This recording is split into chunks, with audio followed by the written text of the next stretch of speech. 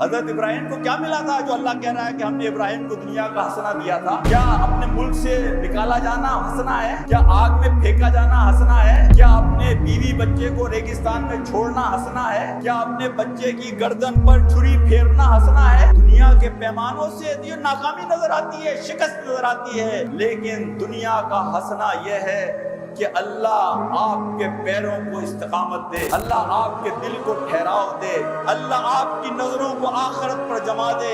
اللہ دنیا کی مشکلات کو آپ کے لیے آسان بنا دے، اللہ دنیا کی زندگی کی آزمائشوں کو آپ کے درجات بلند کرنے کا ذریعہ بنا دے، اللہ آپ کا فوکس اپنی رضا کو بنا دے کہ ہمیشہ اللہ کا شکر ادا کیجئے، اللہ کا شکر کہ اس نے مجھے یہ توفیق دی کہ میں اس تحریک میں شامل ہوں، اللہ کا شکر کہ اس نے مجھے یہ توفیق دی کہ میں اپنے پیر اللہ کی راہ میں گردآلود کرتا ہوں،